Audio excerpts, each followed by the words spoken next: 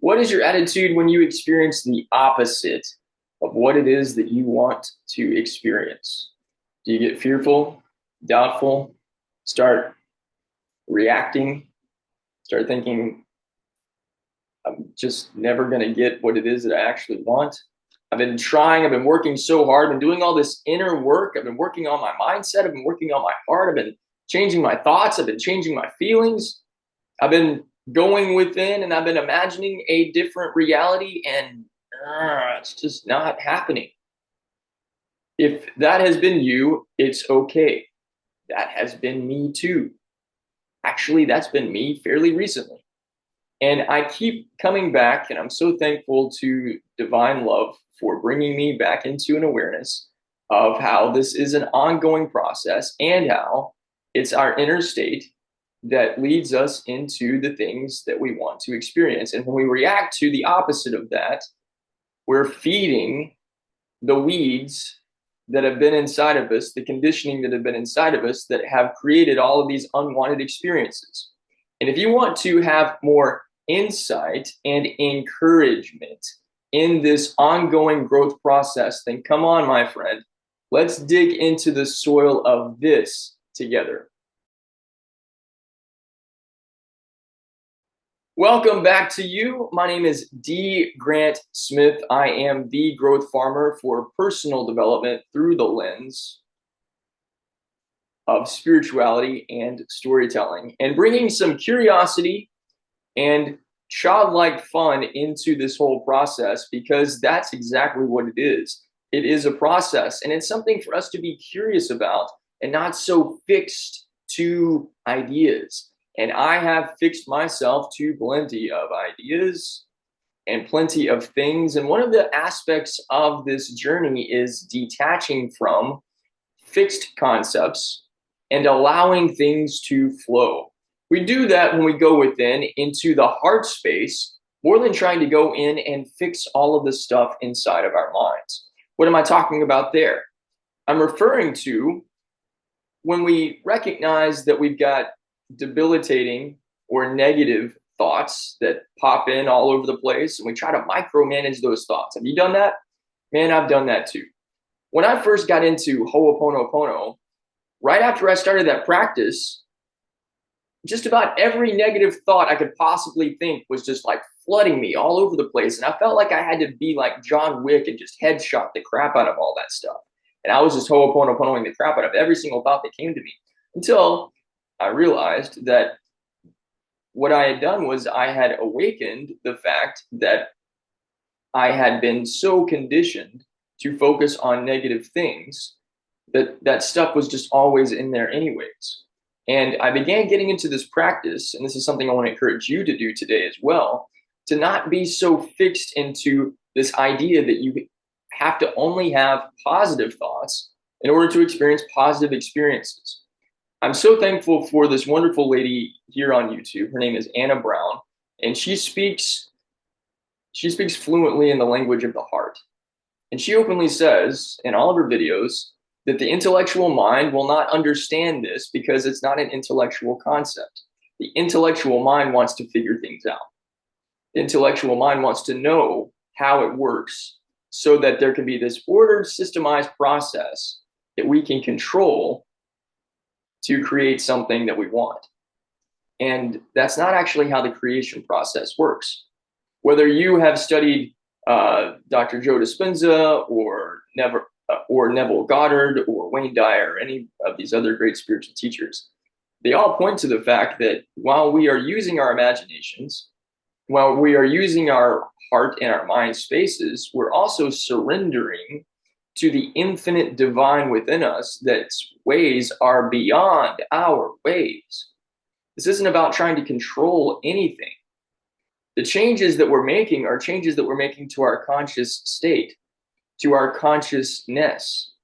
And we are becoming, and we are right now, already the version of us that we want to be. It's a matter of accepting that. And so when it comes to experiencing things that are the opposite of what it is that you have imagined, what it is that you've asked God for, what it is that you've prayed about, and it doesn't matter how long you've been in this process, whether you started it yesterday or last hour, or you've been at it for 25 or 45 years or longer. Doesn't matter. When we experience something that is contrary to what it is that we want, this is an opportunity for us to realize our own power and realize our own strength.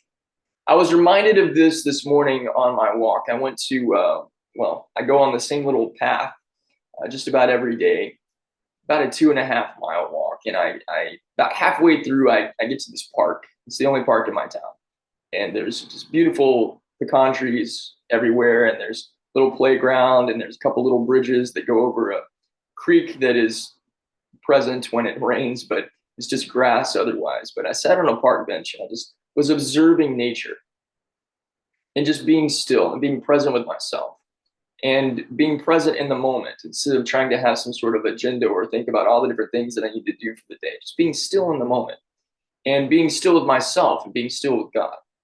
And I was reminded of this scripture that, and I'm going to paraphrase this. This is not a direct word for word retelling of what the scripture is, but it comes from, I've got it written down. It comes from James 1:2-3. It says, "Consider it pure joy, my friends, when you experience trials and challenges of many kinds, because this allows you to test and strengthen your faith." And so I thought that scripture came to my mind, and I thought of different experiences that I've had fairly recently that have really tested my faith. And in the moments of those testings, I'll admit at different times, I started to panic, started to get really worried. You guys have seen videos over the past couple of weeks where I've talked about just going through some difficult times and some challenges.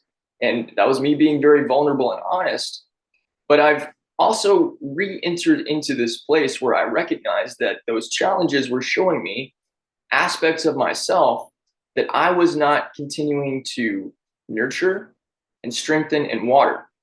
And so, me being the master gardener of myself, I have to take responsibility for those places in my life where I have let outside circumstances and outside situations influence me in trying to convince me that I'm something different than who I say that I am, or that my dreams and my desires are not going to happen. And what it actually is it's a test of the faith. Back in, 2007 through 2010, I did something that was, it was revolutionary for me, changed my life. I had spent my entire life up to that point. I was like 27, 28 years old. I spent my entire life up to that point being afraid of other people. I was afraid that, if I passed somebody walking on the street, that they might jump me and try to harm me.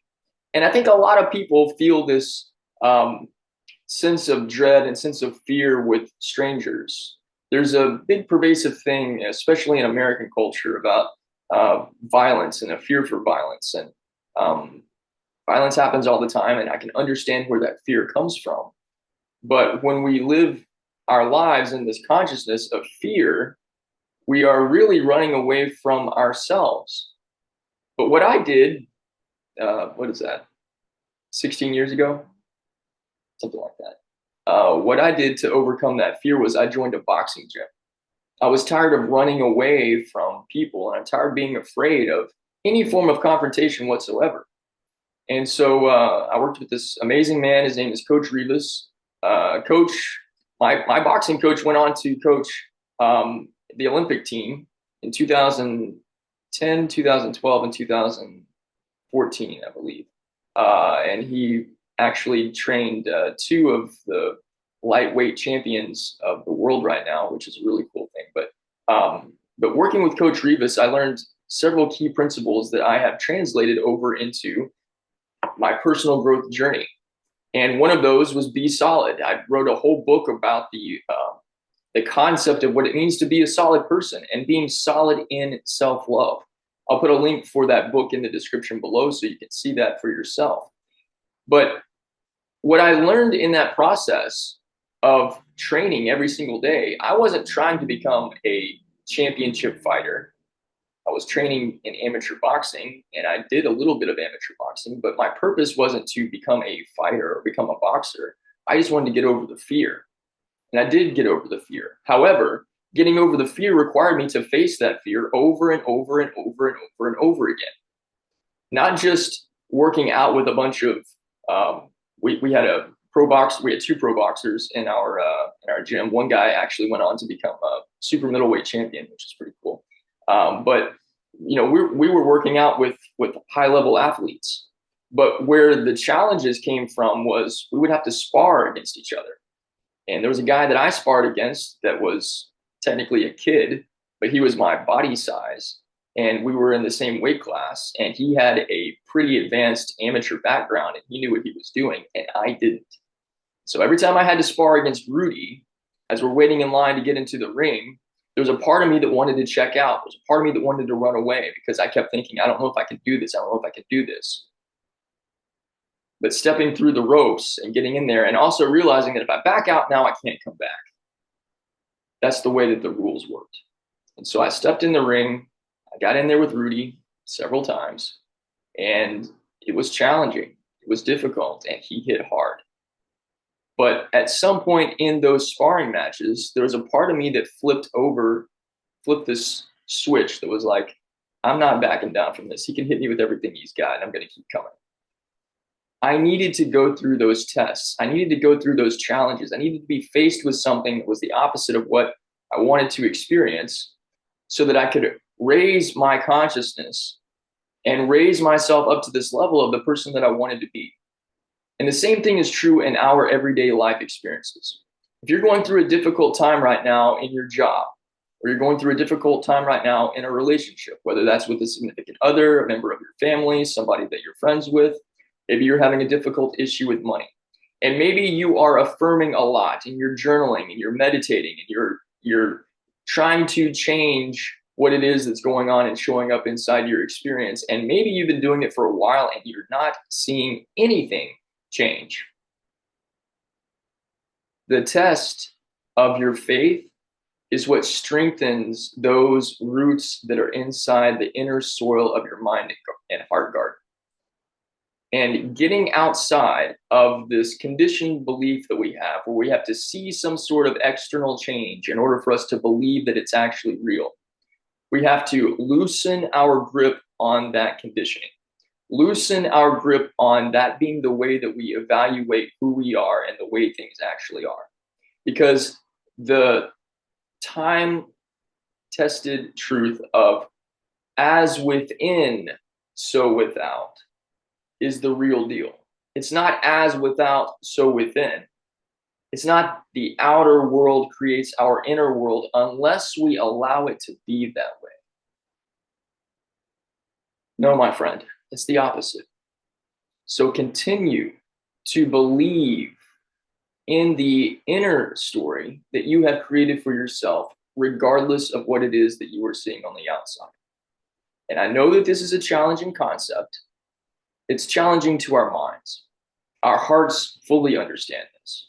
It's actually our hearts that have led us into this process because our hearts, the seat, the throne of the divine, where the infinite God force dwells inside of you, regardless of what your belief system or faith-based practice is. Your heart, your soul, has this beautiful story for you, waiting to unfold for you. If you will loosen your grip on the external world and the things that you see around you, and continue to go within yourself, continue to water those seeds within yourself. And you water those seeds with your faith, with your belief. And part of this also, I'm going to revert back to something that Neville Goddard teaches where he talks about faith. He says that faith is unwavering loyalty to the unseen reality within. Now, if you are like me and you're like, let's just go ahead and say 99.9999999% of all of humanity, you've wavered back and forth. Why didn't I say 100%? Because they're those beautiful people once every 12 generations or so that are like what are considered to be avatars. They're these perfectly divine beings that they're already at that highest level of consciousness almost when they come out of the womb. Jesus was in that Christ consciousness, that unwavering place. where there is no doubt and there is no fear. But I would imagine, based on different scriptural passages, that even Jesus had his faith tested numerous times. Garden of Gethsemane comes to mind immediately. Faith getting tested. But the unwavering nature of what real faith is us continuing to go through these periods, these moments, these maybe long extenses of time where challenges are at every corner, and it's the divine testing us in its own unique ways of where is your faith?